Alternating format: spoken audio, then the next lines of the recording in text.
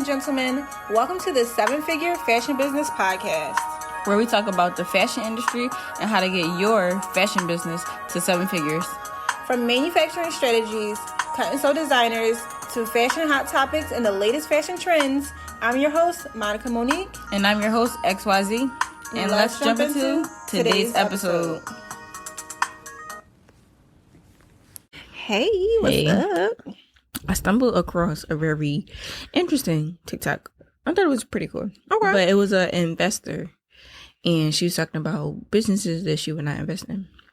Okay. And she said restaurants and what else did she say? But she said retail businesses because you have to buy a year in advance and you get your profit back a year later. And I thought that was pretty interesting to learn. Mm-hmm. Do you feel like that's why we resort to online shopping, or businesses would rather run their business online, and then when they stock in a store, they stock smart? I don't think people actually stock smart. I feel like this is why most fashion boutiques and retail stores fail, is because they stock what they as a person would like, or what they think people want, but it's not what people actually buy. So you end up with a whole bunch of inventory just sitting there that you have to sell off for dollars because it's just a waste of space in storage. It's actually why I think drop shipping right now, it should be the way more people move. That way you're not holding a whole bunch of inventory. You only maybe buy certain pieces to do a photo shoot, but you're not buying 20, 50, 100 units of a style that is not going to even sell. I think it's interesting, though, the concept that you have to buy a year out in advance and then you're not going to get paid until a year later. I thought that was... Yeah. She got a point. Yeah. For me, I think when I opened my store, I didn't do any of that. I literally stocked fashion designer friends that I knew, their collections, because when people wanted to buy from their website and they wanted to try it on somewhere, there was nowhere to do so. So then I just stocked all these designer people's. And it was actually a smarter way to do business at the time, with me not even realize it. I just didn't have the money to stock a year in advance. So sometimes I think not having the money makes you think of more creative, smart ways. I was about to say, you always think of creative, smart ways, and it's never no. Like, the answer is never, oh, I'm gonna give up. It's never no. Yeah. But I think I'm gonna find a way. How can I make some money? That's your mindset. I think when you have the money, it's a disability. Like, it makes you dumb because you will buy a year's worth of stock in advance because you have the money to do so. So you're not thinking outside of the box on, like, what is the smartest way to do this? Because you just have the money, so you're just like, oh, I'm just gonna do what everybody does, and then you end up failing like everybody does. Yeah. All the recent big fashion brands just dropped their. Well, they didn't drop it. They released their fall fashion shows already. Really? Okay. So I thought about that too when she said that. I was like, oh, that's why everybody's putting out their fall collections, showcasing their fall collections now versus later. Yeah, versus later. Because they want to sell off their products sooner or see what's working sooner. Yeah. I think it's smarter to sell or to showcase your style sooner so you can see what customers are reacting to sooner. So if you showcase your fashion show January instead of February during Fashion Week, you'll see in the comments, oh, I love that jacket, I need that jacket. And if nobody's commenting on the pants, maybe you don't actually come out with those pants. Okay. So I think it's a good way to kind of see, okay, what do customers like, what do they not like? Right. I feel like if nobody's commenting on the pants, I feel like you probably have to style it better. I feel like it takes for somebody to wear it and it look cute for people to be like, oh, okay, I would actually buy that. I would actually wear it. Yeah. Because people don't know how to dress what they purchase and style certain items. And pants are difficult because they're so basic that people are like, oh, I don't need this. Versus it gotta be different. And it's annoying because you can't really make pants different. Everybody got 2 legs. If you make a 3-legged pant, they're going to be like, what are we here for? But there's always a way. High waist versus low waist, pockets versus side pockets versus back pockets, or zippers up and down the thing. It's definitely something I think more brands should invest in, is more creative directors for their brands to mix it up fashion and style wise. How do you feel about the fashion retail future? Great. Yeah, I mean, I think over time every industry changes. So the fact that retail and fashion is changing is not something to feel negatively about. I definitely think it's changing for the better. People are learning, people are growing. At the end of the day, I think it's also really good and smart that a lot of people are noticing how they need to be more sustainable in their brands and not contribute so much to the waste in the earth. Because it's not America. America doesn't see the landfills or how much stuff goes to waste. But in Africa, China, Indonesia, other countries, they're getting all this waste of fabrics and goods that we're shipping our trash to. So I think the fashion industry is changing in a good way because a lot more people are aware of the consequences of fast fashion. What do you think? I feel like I'm excited and I'm kind of scared. But I feel like a lot of people, a lot of brands, just like you said, more noticing the bad things. What do you think the future of these big luxury brands are? I think that they are so far in and they are behind the scenes being smart and studying what is going on. I agree. And I feel like they're learning from the small businesses because they got the money. I agree. And they got the history, the years put in. They are learning something. I think that they're going to be cajillionaires.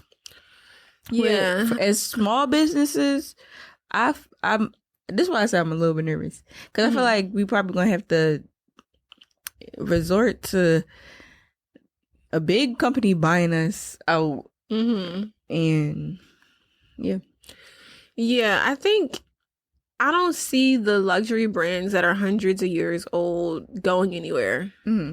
I see them maybe getting new talent, getting fresh faces as their creative directors, which some brands have already done, like Louis Vuitton and Virgil, and then now Pharrell.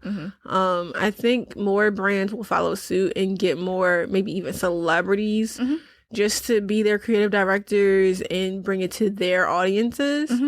But I don't see them going anywhere anytime soon because they have all the history and stuff that goes into it and the money to back up the marketing and campaigns and the relationships with the stylists and the award shows and stuff. I definitely think we gotta catch up to the luxury brands though. Yes, that's where we should be taking notes on, and not these Instagram teachers. 100%. Not TikTok these teachers, not these Instagram teachers or whatever gurus that only been in business 5 years, 10 years. I mean, not that they don't know their industry, because the ones that know or are teaching about Canva or ChatGPT, it's only been out that long. So they are good to learn from. But the people teaching stuff that's been around for hundreds of years, if you could learn from a company that's been in the game that long, take notes from them, not me. You know? When we're doing the research for the episode, a lot of stuff that we figure out and that we learn, I feel like we already know from experience. But when we hear that the luxury brands do it too, and then confirm it and be like, oh, okay, that makes sense. Like, the scarcity. I think as a fashion brand, you really do have to have scarcity, and it'll build your brand to be, I don't know. Like on the next level? Yeah, it'll build your brand to be on the next level, and so many people won't wear it and it won't get played out, because that's what happens with fashion brands. People don't want to wear it if everybody got it. Yeah. I think that's what's happening. What might happen to the Mia Culpa brand. Mm-hmm. Everybody's wearing them hats. I'm excited to see what happens. Come on the show. Yeah, I'm excited to see what happens with their brand. But I think their brand is going to do good, but I think that they're going to get the right business people in, the right lawyers. That's what they need. I think they need a mentor. Such a impact that you know what would be fire, and it would be crazy because, you know, who are they to them? How can they get in front of their people? But Louis Vuitton acquires a lot of smaller brands, bigger than Mia Culpa, but smaller than them. Wouldn't it be crazy if Louis Vuitton acquired Mia Culpa and then were their mentors, and then Mia Culpa turned into this huge brand over time? I would love that for them. I would love that for them too. So, did you see a 13-year-old boy was drawing Louis Vuitton designs? And he posted, and he got an internship at Louis Vuitton. So, yeah, they're going to get discovered and signed. Yeah. What if the fashion world is kind of like the music industry? Like, these young artists, they rap, but they always get discovered by a bigger artist and then signed to a bigger artist. What if that's what fashion is turning into? That's what it should turn into. And if it doesn't, I'll turn it into that. Brilliant. I think that's smart. That's smart. Like, never mind, Louis Vuitton, don't do this. I'm gonna do this. Me as a brand. They already do it. Who signed Bottega? Or somebody bought Bottega. Yeah. It could have been them. Maybe. But I love that idea, theory, kind of association. I always associate it with the music world. Yeah, like how, let's say, Chance the Rapper will come out with his own record label under Rockefeller. Or like Jay-Z's label is under Rockefeller, and then Chance's label is under Jay-Z, and then somebody's, artist will be under Chance. We should definitely do that in the fashion world. I said it. I forget what episode it was. I was like, in the music world, such and such. You was like, where are you going with this? Yeah, because I didn't know what you was explaining, and it wasn't this. You was trying to explain something else. Compare it to the music world. I think it's like a business thing. Yeah, but I think that's really smart. I'm gonna figure out how I can do it and do it. So don't do it. I can't wait until, you know how, and I think this is what I was saying. You know how at first, when music artists was dropping their music, it was getting copied on CDs and bootleg, and it was on LimeWire. You say that. Yeah, it was on LimeWire, and then we came out with Tidal. Well, they came out with Tidal, Apple Music, you keep Spotify. calling it Tidal versus Tidal.